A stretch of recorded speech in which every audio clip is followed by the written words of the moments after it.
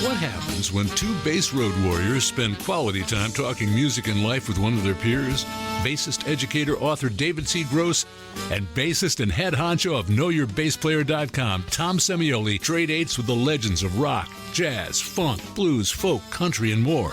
Notes from an Artist, revealing conversations with the legends who've created the soundtrack of our lives. What happens? You're about to find out. It's another episode of Notes from an Artist.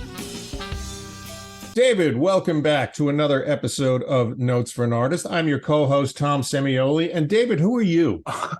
I've been trying to figure that out for a million years. At least my name's David C. Gross. Welcome to our show, our trusty listener. Our trusty listener. And this is going to be part 2 of a 4-part series on the jazz fusion band Weather Report. How's the weather in New York, Thomas? It's kind of cloudy right now. It's a Sunday morning. And it's kind of cloudy. Our guest is Curt Bianchi. He is the author of the definitive Weather Report biography. It is entitled Elegant People. It was published 2 years ago. It is a history of the band Weather Report. And there is a foreword by Peter Erskine, who was the drummer in Weather Report in their latter day years. For those of you who are not privy to Weather Report, that was, David, a jazz fusion band, would you say? Yeah. Last week we dealt with Miroslav Vitus. My favorite era is that one because it was directly after the Bitches Brew era. We're now at part 2, which is with the wonderful bassist, Alphonso Johnson. And actually, I think we can call him Dr. Alphonso Johnson now. Right. So let's give our audience member a little bit of background on Weather Report.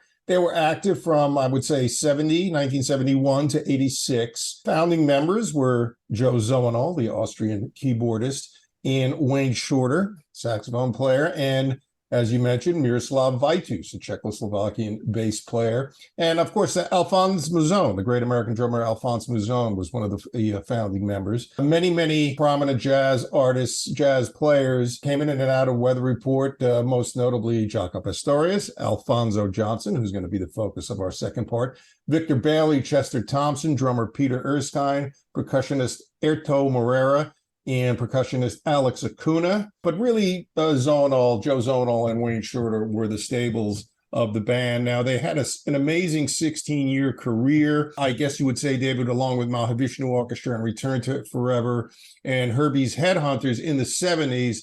They really were the defining band of jazz fusion. As you say, Joe Zawinul and Wayne Shorter, they actually first met in 1959 when they were in Maynard Ferguson's big band. Of course, Zawinul went on to pay his dues with Cannonball Adderley. And of course, they had that big hit. What was it, David?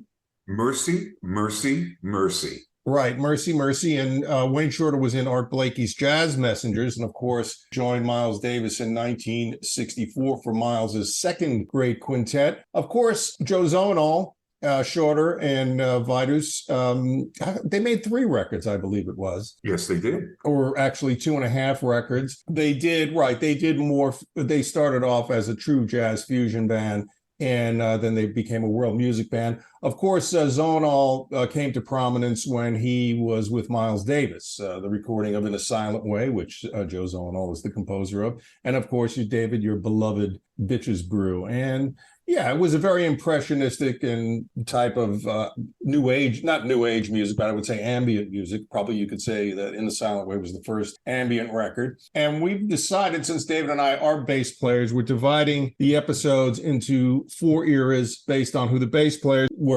So obviously our part 1 was Miroslav Vitus. Part 2 is going to be Alphonso Johnson, who was with Weather Report from 74, 75-ish to 1976. And of course, our other 2 episodes, our final 2 episodes, will be with Jaco and Victor Bailey. But yes, David, this is where Weather Report now morphs into a funk band with Alphonso. This is very true. Alphonso, and we say it in the interview with Bianchi, doesn't get the credit he truly deserves. That's something I hope we can fix over the next 2 hours. I hope we can fix that, David. And Alphonso, of course, he's primarily an electric player. Miroslav came to the electric bass from the upright bass. And of course, then Johnson was also playing the Chapman stick early on. And he was Alphonso Johnson, native of Philadelphia. So he grew up on all that great Philly soul, really had a background in R&B. He was with your favorite trumpet player, David, I believe. Yes, Mr. Out of Tune, Chuck Mangione. Chuck Mangione. And Chuck, if you're listening, you're welcome to come on the show. All right. No personal feelings on Chuck Mangione. So let's dive into Elegant People Part 2. You may be listening to this live on the radio, on the internet radio, www.cygnusradio.com. Or perhaps you're listening to us on our podcast, which is available on Apple, Amazon, Buzzsprout, Spotify, and wherever podcasts are potted. Please go to our website, www.notesfromanartist.com, and read all about the shenanigans we are up to, interviews past, present, and future. And if you really are a glutton for punishment, I advise you to log on to our YouTube page where you can see us in person with our esteemed roster of guests. So, David, let's get on to Curt Bianchi and Elegant People. Here we go. To me, as the young chippy, Curt and I are the young Weather Report fans, the kids in the audience. That is the one early Weather Report album I could go back to, because now you're starting to see them get into funk and more song-oriented material. So Sweet Rider, to me, yeah, that hits the sweet spot for, let's say, latter-day Weather Report fans, because when we finally got a copy of Mysterious Traveler and Tailspin and Sweet Rider, we could hear the grooves and things like that. And that's when Andrew White starts playing bass on one or two of the tracks. Yeah. I mean, Sweet Nighter is an interesting album because there's sort of so much going on with the band at that point. By that time, Eric Cravat had taken over the drum chair for Alphonse Musone. So they had Eric, they had Miroslav, Wayne, Joe, and Dom Romeo. But Joe had new ideas for this third album. And so I go into that quite a bit in the book about what the motivations were. And part of it was financial. Let's be honest here. You know, he says, yeah, we were putting out award-winning records, but meantime, we're starving. And so, sure, there was that. And also, I think if you look at Joe's background, all his years playing with Cannonball, I think he really did want to get back to a somewhat more groove-oriented style of music. I'd be interested in, David, in your thought. I think with those early albums, those fit Miroslav perfectly, because that's what Miroslav wanted to do. As he put it, he wanted to talk to the other musicians. And I think it hit Wayne perfectly too. You know, Wayne, one of the Weather Report musicians said of Wayne, you know, like he didn't care where the music went to. It could go to from here to Timbuktu or Mars or Jupiter for that matter. And Wayne was perfectly happy going there. But Joe wanted more structure to this thing. So I have a different take on that, which Tom and I spoke about a few times, and that is he had a hit. Mercy, Mercy, Mercy was a hit. Oh, yeah. Wanted another hit. And if we jump ahead to the Jocko era, the reason Birdland was successful, and as far as I was concerned, the next record, I Was Gone, was because he was still chasing Birdland. Yeah, but I think Curt dispels that when he talks about Mr. Gone, and you just read like we always do, David. We always keep our mouths shut, if you can believe that, Curt. we let the artist do the talking. And when I heard Joe's ideology and his goals for Mr. Gone, I thought the same thing. I was like, oh, they're chasing Weather Report, they're chasing Birdland, but they really weren't. Yes, there were similarities because the records were made close together and they were using kind of the same equipment. And of course, Jocko. And he was used to eating well. That first $13,000 royalty check changed everything. Am I right, Curt? Well, that first royalty check from Mercy, Mercy, Mercy, as he put it, you know, we were never poor after that. We were never poor again after that. Yeah, exactly. Great story. Right. But I think, yes, one of the things I love about this book is because it dispels many of the things I thought about Weather Report, or it enlightens me on it, because Downbeat wasn't the best documenter of Weather Report. I mean, you know, they were very critical. Of course, we all know the one-star review and it shows you just how important record reviews and magazines were. I told David one time I went to the Rock and Roll Hall of Fame, and there was under glass, there was a 10-page letter from Pete Townsend to whatever critic at Rolling Stone who gave Quadrophenia 2 stars or something like that. And, you know, 2 stars on a major record could impact sales and an artist's career. So yes, the impact that Downbeat had by panning that record. But I love Mr. Gone, and it's great to go behind the scenes. But getting back to we are in the Miroslav years. Yes, to a young audience. Now I'm 16, 17 buying the first Jocko record. I got to find more of this stuff, man. And when I stumble upon Sweet Nighter, I'm like, okay, I can groove to this. This speaks to my generation, which is more the soul jazz generation. We still got Fem Radio on with the Spinners and Earth, Wind and Fire and things like that. So we really could relate to Sweetnighter. Yeah, I would not say that Joe was consciously looking for hits, but I think he wanted more structure, let's put it that way, in the music. Whereas Miroslav and Wayne were happy to really have a lot more freedom. I think Joe didn't necessarily want that. He liked groove and he liked rhythm. And, that style of music that he came from with Cannonball was something that he wanted to get back to. Now, if he was able to create a hit, would he have turned it down? Of course not, right? Yeah, he would ask the record executives, what can we do to sell more records? And I always find it odd that people criticize musicians for wanting to eat. Oh, yes. Yeah. Let's face it. This is something that people have to deal with, whether no matter what your profession is. So yeah, I mean, Joe is happy when those things happened. And just a sidebar, lovely, great little stories you tell about Sid Bernstein not knowing how to market Weather Report. Shows you how out of step like the record company establishment was at that time. But yes, you're absolutely right. We see that all the time in the rock world, where once somebody has a hit, all of a sudden their credibility goes out the window. Yeah, and especially in the jazz world. Yeah, the jazz, and I'm glad, and we'll get into it later about the Jazz Police with Wynton. But and also sad to see how Miroslav is kind of pushed out of the group. That was part of the evolution, I guess. Yeah, I mean, and that started with Sweetnighter, because you mentioned Andrew White. And when they went to record Sweetnighter, the few new musicians showed up. Andrew White to play electric bass. He'd been playing electric bass in the Fifth Dimension. Right. And a drummer named Herschel Dwellingham, sort of a fixture on the soul community in Boston. And so he came in to provide that element. Miroslav knew that Andrew White was going to come in, and Andrew had played English horn on the previous album. So, but he knew he was coming,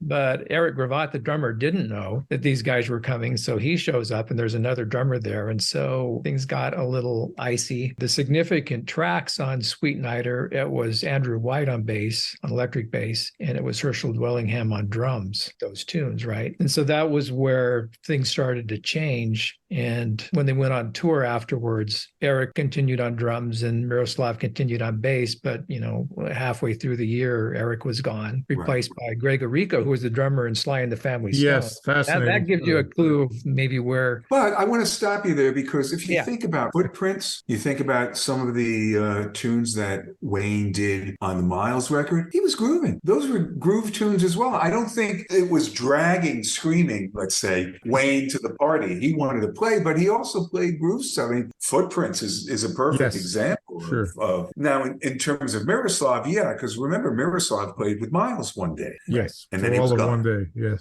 But you he played with him twice. Oh, was it twice? I played him that one time earlier, and he was just, he said he likened it to, before I'd only been on the second or third floor of music, and now I was on the sixth floor. That was the level of musicianship. Then he comes back in 1970, and then he lasts one gig, because by that time, Miles, I think Michael Henderson replaced Miroslav right after that. Yes, that's what Miles needed. Why? You want that da-dun, da-dun, da-dun. Yeah. And with the guy not being upset having to do that. I wouldn't be upset. David, what was there's a term that Miroslav uses in the book about that style of bass playing. I can't recall what it was, but it almost wasn't very complimentary. Calls it a slave role. Or yes, in jail. That's what us pocket players are. We're in the slave role. Obviously, had to have thick skin to be in Weather Report. Let me tell you, the way Joe Zawinul just moved pieces around. That was his vision. So, and I think you learned that from Miles too, right? Yeah, Tom? Miles, right? Yeah, Miles. You'd see where you come in and your replacement would be sitting there. Now, of course, the Alphonso years, and again, just like Miles, they're taking the young, new, hot talent. We learned that Alphonso comes from Chuck Mangione, from the Chuck Mangione record, and what an infusion that was, and to hear those great grooves on Mysterious Travel and Tailspin. And whenever somebody wants to ask about the tone of the precision bass, David, what track do we play for them? Oh, I think Cucumber Slumber Slumber sets it up straight. Well, but also when you think about it, we're talking about Miles Davis, and now we're talking about Chuck Mangione, and there's a guy who had a big hit and he couldn't even play in tune. Oh, you Berkeleyites. I'm a University of Miami guy. We never played in tune. Yeah, with that's why I play fretless. Well, so that's one thing that I bring to light is that Alphonso played fretless, right? Yes, yes, I very think that's important. not commonly known. No. It's probably known among bass players, but maybe not among the rest of us music listeners. It's interesting with Alphonso, they heard him playing with Chuck Mangione because he opened for Weather Report that one time. And so they invited him out to LA, and Alphonso thought it was going to be an audition, right? And it turns out, no, just go to the studio, the recording. And they had already recorded all these tracks for Mysterious Traveler. And so they had him, overdub on them. And as Alphonso said, he assumes they just picked whether they liked his part better than Miroslav's or whatever. But those tracks, a lot of them were done already when Alphonso came, and then he overdubbed and they replaced the bass part. And then of course Cucumber Slumber was done live in the studio, so a few months after. It was a jam, yeah. It was a jam, yeah. And wouldn't it have been amazing if Miroslav was on upright and Alphonso was on electric? Can you imagine what that would have sounded like? Well, and he wanted to do that too. Yeah. He had made that suggestion, right? Why don't we get another bass player? And of course, Joe was like, well, why don't we just get one bass player who can do both? I was thinking the economics, right? Well, when you look at two bass players. Slumber, that's exactly that. That's not only one player doing both, but he's doing two parts at once. Yes. If you really listen to that thing, there's some low notes going in while he's going up high, and it's great. It really is. And that tune started from Alphonso just playing around with that bass line, and Joe says, motions to the recording engineer to turn the recording button on, we're going, and it just came out spontaneously. So yeah, one of the funkiest tracks that the band ever did. Absolutely. But we start to see now during the Alphonso years that the band is starting to become Joe Zawinul's vehicle for the most part. Although Wayne is still a prominent member, but it seems like Joe is calling the shots, but we know he was a stronger personality than Wayne was in many ways. Yeah. And I think of course, with Sweet Nighter, with Joe exerting his influence in terms of there's these two really long groove oriented tracks that Joe brings in. But then with Mysterious Traveler, Joe's imprint is all over that. I mean, I think 5 of the 7 tunes are either written by Joe or co-written by Joe.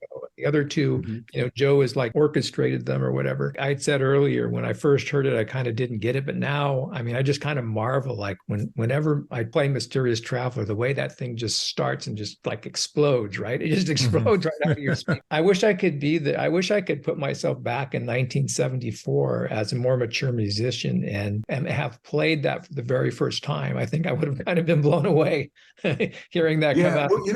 Well, what's great, Curt, is to me, that was the record that was a direct correlation to Milky Way. That's where he was able to get those sounds and do it live. Yeah, that's interesting. So your correlation with from Milky Way into Mysterious Traveler, is it the sounds that he was being able to evoke? Okay. Yeah, not the actual compositions, just the fact that he was able to create the same ambience, so to speak. And isn't it interesting how the Bitches Brew record, in certain effects, and of course, in a silent way, are really the preeminent first wave of ambient music. Right. And if you take away the funk and just listen to Joe's track, ba-da, with all those beautiful sounds he was getting, directly related to how he heard Milky Way. I would wish he was alive. I could ask him that. That's how I take it. Maybe, but and it's interesting to hear how it's perceived, how you hear it, because we all come at this from our own point of view. And because of my being a little bit younger, I didn't really experience that music when it came out, so I don't have that context, right? So it's always interesting to hear how people received it at the time. I can only hear it now and consider it that way. But that is an album where Joe's mastery of synthesizers really started to come to the fore. He used them some in Sweet Nighter, and even there was a little bit in I Sing, but on I Sing, he had this guy named Roger Powell come in and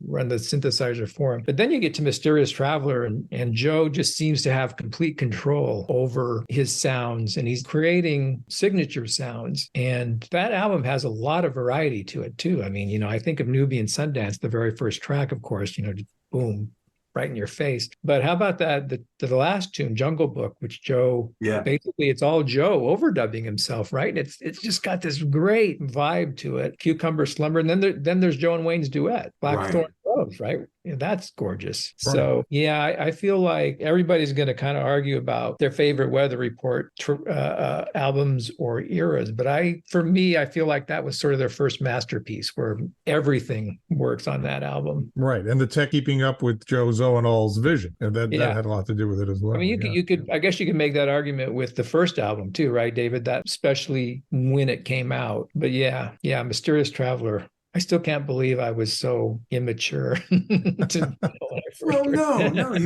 Hard for 14-year-olds to grasp these things. If you think about it, when I was really a youngster, I got the Beatles and all of their experimentation. Then came Hendrix. And that was 67, like 13-year-old kid at that point. And then it keeps growing and growing and growing. And then all of a sudden, I'm working at this head shop, clothing store, record store called Pandemonium, West 75th Street. And the manager handed me Les McCann, Eddie Harris's Swiss Movement and Bitches Brew and said, go home and listen to these. Now, this guy was 6'7". You don't argue. And I would have to either thank or blame Paul for everything that has happened since. What you just said is so like late 60s, early 70s. What'd you say? It's a head shop record store. All combined into one. But back to what it was, which is probably why they called it Pandemonium. Yeah, they don't sell records in gummy shops now, David, these legal gummy shops or whatever they are. That's because the people would forget them. Okay. But yes, Kurt. Well, so getting back to Alphonso, was that the subject that Yes, we're in the Alphonso years. So, Wayne and Joe loved Alphonso. I mean, I interviewed Joe in 2007, and Sony had just released this compilation called Live and Unreleased. And it was a compilation of Weather Report live tracks and things like that. And I mentioned that to Joe, and I said something like, it's good that we got to hear some tracks from the Chester Thompson, Alphonso Johnson band. And Joe just stops and goes, oh, Alphonso, he was the funkiest of them all. Even funkier than Jaco. Joe would just stop whatever he was saying. And you mentioned Alphonso, man, that was the cat. And Wayne liked him too. When Jaco came along, I mean, they would not have brought Jaco into the band if Alphonso had wanted to stay. That's right. As long as Alphonso wanted to be there, he probably could have been there. Yes, and that's another thing we learned. All right. I was under the impression that Alphonso was pushed out. I don't know where I had read that. But again, you set the record straight by, Alphonso knew it was time to move on. Yeah, I mean, the live band, after recording Mysterious Traveler, and they went on tour in 74, they were having trouble with keeping drummers. I think it was Alphonso said something like, we would just try to pick material in which the drummer could keep up, as opposed to really being able to move the book forward. They started out with Ishmael Wilburn, who played drums on the Mysterious Traveler album, and gave that album a lot of its flavor, right? And but he only lasted a few months, and then they got Darryl Brown. Darryl Brown was a drummer from Philadelphia who played with Stanley Clarke. But anyway, Joe was experimenting with two drummers on the bandstand. All this stuff was going on, and that took a toll on Alphonso. Then they got Chester Thompson in 75. Right, from Zappa. Alphonso said that was his favorite time in the band, but he indicated to me that the whole switching drummers thing had kind of taken a toll. And by the time of the end of 75 and everything, I think he was a little burned out or looking to do something else. And he joined Billy Cobham. Right, the Billy Cobham, George Duke band. Duke, right. Great records they made, and very funky. And I think he either just got his master's or his doctorate, like months ago, just very, very recently. He did get his doctorate. It was probably more, I can't remember when it was, probably more than months, but recently, within the last couple of years, something like that. Yeah. Because we tried to get him during the COVID thing, and he said, "I'm sorry, I'm studying." He got really big into the education aspect of it. I think Alphonso is underrated probably and forgotten somewhat. Yeah, I was going to ask that. That was because of course he was followed by Jaco, and Jaco sucked all the air out of the room. Yeah, and so it was good to get some other perspectives, like Ndugu Chancellor, who played drums on Tail Spinnin'. He wanted to kind of set the record straight, because he said, when Ndugu played on that album, it was a chance encounter where the band was coming out of rehearsal studio and happened to see him on the street and said, "Hey, we're recording. Why don't you come join us next week?" And he did. So he had no rehearsals with the band before he started recording Tailspin. And he said, I just followed Alphonso because he and I had played before. But then he says, let's be real here. Alphonso is the one who set Weather Report on its course. So Alphonso's the one who put in place everything that allowed Jaco to flourish afterwards. And, and even Victor Bailey told me that stylistically, he felt that Jaco had actually gotten a lot from Alphonso, and that Alphonso was somebody that Victor really liked. He didn't want to emulate him because he was afraid in Weather Report to sound like he was copying what the previous bassists did. But Alphonso was definitely somebody that he had studied quite a bit. Yeah. And it gets back to that point. I think every incarnation of Weather Report led to the next incarnation, and they built upon what had come before them without necessarily repeating themselves. And yes, you can, again, by going back after reading the book, going back and listening to Alphonso, I said, oh yeah, he definitely set the stage for Jaco Pastorius to come along. And you could easily see Jaco doing Cucumber Slumber. Oh yeah. It's that same kind of rubbery bass line. Although Jaco probably would have thrown in a lot of Jacoisms, I would guess. Yeah, he would have played too much. One of the beauties about Alphonso was he didn't play too much, that's for sure. He was a master of space. I mean, he really was. Master of space, exactly. Yeah. And, Daryl Brown, the drummer, he told me about how influenced he was by playing with Alphonso and how Alphonso left that space, and it's something that Daryl took with him, through the rest of his life. How Alphonso was able to do that, and then when Jaco did join the band and they started rehearsing to go on tour with Jaco, they still had Chester Thompson, who was holdover playing the drums, who had played drums with Alphonso, and suddenly everything was different. And he, his comment was, all the space was gone, completely changed the vibe of the music, and so it made it difficult for them to mesh. Yes, it did. Well, it's interesting how Alphonso was held in great reverence by both Marcus Miller and Darryl Jones, who were Miles's bass players in the 80s. So because they you can see that too, that template, that Alphonso template with Miles, when Miles made his comeback in the 1980s. And thus concludes episode 2 of Elegant People, a conversation about Weather Report with author Curt Bianchi. His book is Elegant People, A History of the Band Weather Report. It is out now. It's been out for 2 years, David, on Backbeat Books. So, Davis, tell us about the set list, the Weather Report set list part. Once again, we are going a little bit wild because one of the things about internet radio is you're only allowed 4 tunes by an artist. And since this is a great history of some of the best players in the business, I thought I'd do a wide swath material that Mr. Alphonso Johnson plays on, plus a couple of things that sort of predated the band Weather Report, but are really in the milieu of it. So we're going to start with the Chuck Mangione tune, Land of Make-Believe. And we go into Footprints, a Wayne Shorter tune on a Miles Davis record, followed, and anytime I can get Spanish Key from Bitches Brew into a playlist, I'm happy. I think it's one of the most definitive tunes of both groove and what became the Jazz Police's most dreaded enemy, fusion. We then fix it up with a couple more Weather Report tunes, Mysterious Traveler and Between the Thighs. Oh, we even do Black Market. And we have to do a shout out, and we have to play the tune Elegant People, because we wouldn't be doing these things without Curt Bianchi's book, Elegant People.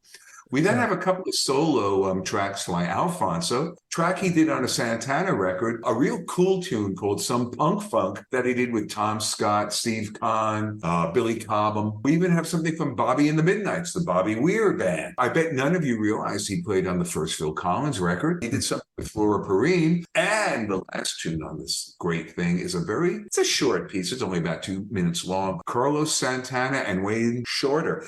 See the connection there? Mm-hmm. and it's John Coltrane's Spiritual. So I think you're going to really enjoy this bit of music. And what's going to happen next week, Thomas? Well, next week is going to be part 3, and this is going to be, for me, the most exciting episode of Notes from an Artist as it relates to Elegant People, and that is the Jaco Pastorius years. And you will hear David and I gnaw at each other and fight and argue and grapple over what was the superior version of Weather Report. Was it David C. Gross's Miroslav Vitus version, or was it Tom Semioli's Jaco Pastorius? Two men enter the ring, one man leaves. To you, Tom, because I'm not even going to go there. You know, I don't really care what the most important weather report was. Obviously, you're wrong, but that just goes to show you youth being wasted on the young. Yeah, for me, but truly, I have a lot of criticism toward the Jaco era, and it's not going to be what you really think. I also have a lot of respect for the Jaco era, and we'll get into that as well. Once again, it'll be a wonderful set list because we can get stuff before Weather Report days and some stuff from afterwards. And I think it'll be a very cool set. I'm already thinking it through. Ooh, look at you. All right, preparing for the Thriller in Manila. All right, let's get on with our Alphonso Johnson Elegant People playlist.